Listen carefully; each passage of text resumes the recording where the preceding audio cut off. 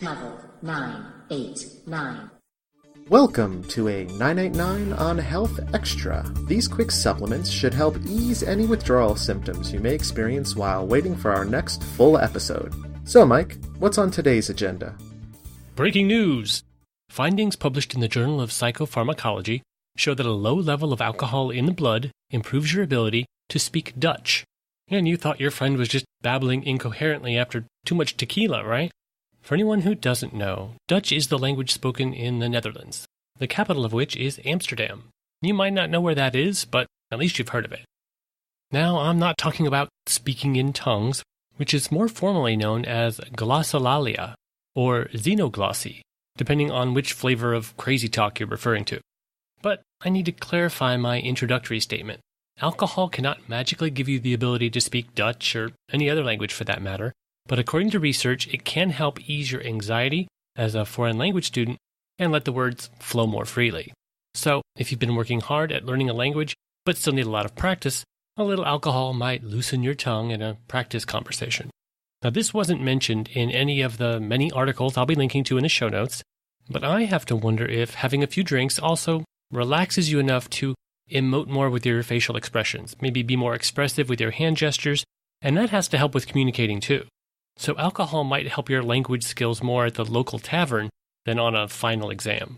Another unrelated article I recently came across explored creativity and how they gave test subjects a dose of placebo while telling them it was a compound that increased creativity. It was a pretty small group of subjects, about 100 people, but to quote from the conclusions portion from the Public Library of Science article, quote, "Findings indicate that placebo can enhance the originality aspect of creativity. This strengthens the view that placebo can be used not only to reduce negative clinical symptoms, but also to enhance positive aspects of cognition."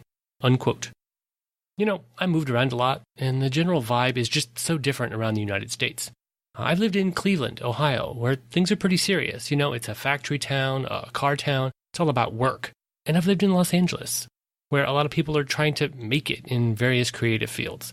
And if you tell someone in LA that you're working on a movie script, they roll right with it. I mean, it's very likely they know someone who sold a script. It's not some kind of crazy fever dream that it might seem if you're living in Cleveland. Sorry, Cleveland, squasher of dreams. It's true. I wonder if part of the creative placebo effect I mentioned before is that the person has given themselves permission to be creative. Kind of like when people have had one sip of beer and now feel totally freed up to speak and laugh loudly, tell secrets and naughty jokes, and let loose because it's the buzz talking, not them.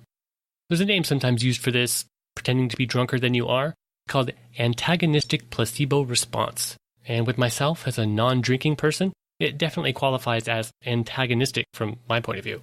While thinking about alcohol and letting loose, one thing that always comes to my mind is that if you're drunk and you're in a car or other accident, you're going to be more relaxed. You're not tensing up and getting hurt worse. You just kind of flop around like a rag doll. But is there any truth to this? Actually, it turns out, yes, there is. According to a whole series of studies, some with pretty impressive numbers of subjects, around 200,000, being inebriated during a traumatic event or injury does in fact reduce damage to your body. It cut initial mortality rates, that is, during or immediately following the accident, by nearly 50%. Now, please understand, I am not recommending drunk driving. Per the CDC, over 10,000 people died in 2015 from alcohol-impaired driving crashes. Just don't drive drunk, please.